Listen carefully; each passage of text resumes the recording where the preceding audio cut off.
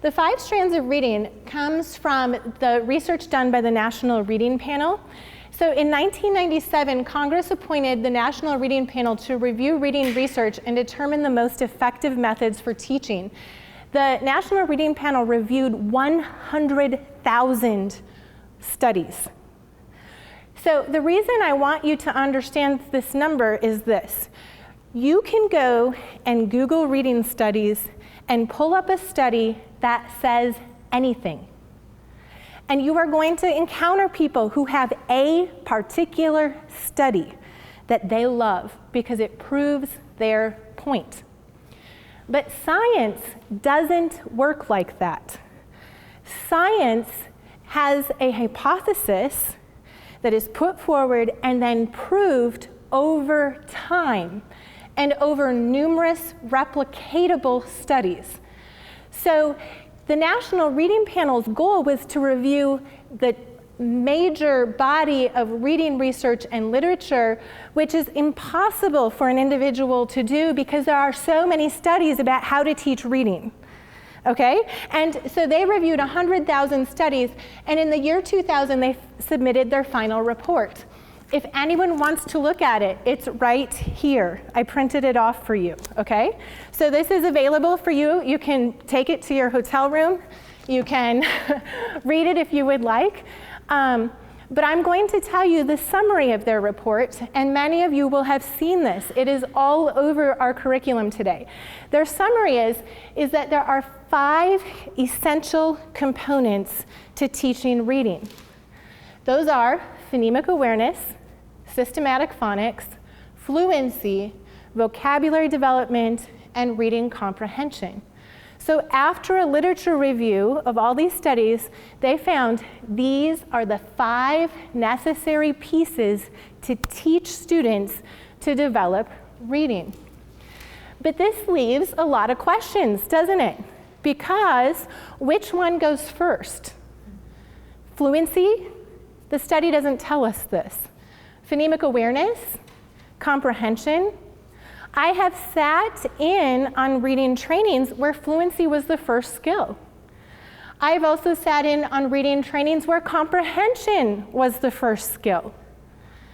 So we still have questions. So which order should they be introduced, and how should each skill be taught?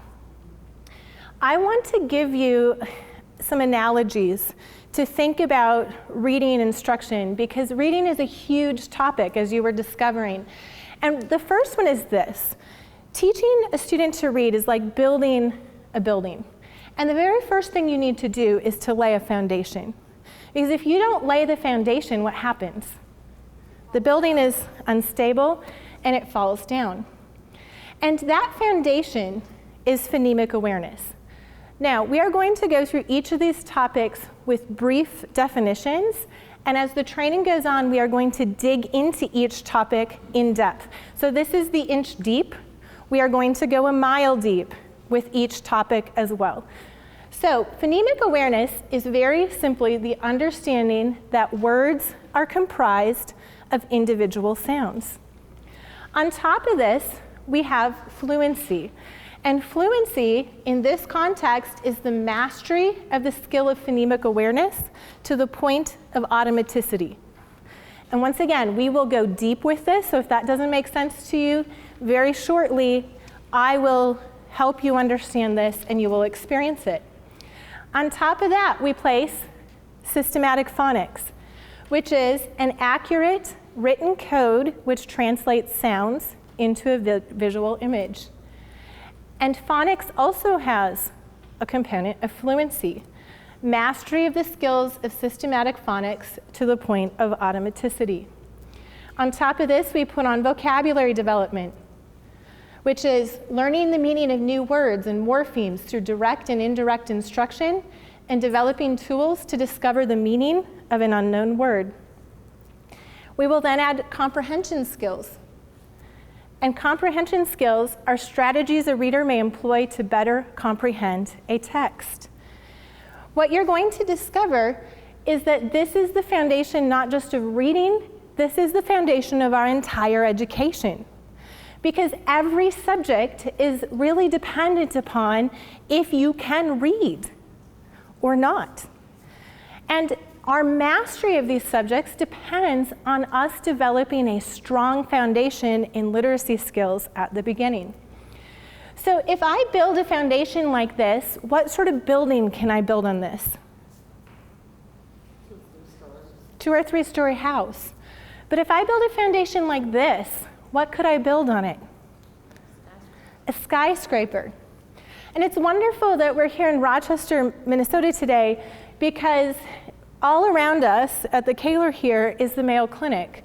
And one of the buildings is, I think it's the Gonda building that they built this way, where they built the foundation much deeper than they needed to because they planned to add stories in the future. Now, thinking about building reading as building a house and laying the bricks of a foundation is actually oversimplified. I think it is helpful because you're going to see and experience throughout this training how those skills really do build upon each other. But it's not quite as simple as building one at a time. I think it is much more helpful to think about this as if it's an organic process. So it's like planting a seed and growing a tree. And when this tree grows, it is much more complicated than bricklaying. But what I also want to point out about our tree is this. When we think about reading, we often think, look at those books. I can't wait for my students to go and open those books, to read them, to enjoy them, to comprehend them. But we forget something, don't we? We forget that down here in the ground are roots supplying the whole tree. And you'll notice these roots have words and skills on them. And then there's the paths within the tree that carry the nutrients from the soil up into those branches. So this picture from the University of Minnesota agricultural site I think is really helpful because it reminds us that a healthy tree has roots that are much bigger than what we see on the top of the tree. And in the same way, those foundational skills for reading need to be dug deep. They need to be grown broadly. They need to be fostered so that tree is healthy. If you restrict the growth of the roots, you restrict the health and growth of the tree. So here's another way to look at it. Here are how some of these skills are organized into foundational or root skills. And you'll notice I put fluency in the trunk because fluency is really conveying those skills so that you get up to these other skills that we see. We see these parts more visibly when we think of students reading. Now, I want you to watch this little video of a seed growing, and I want you to tell me, what do you notice?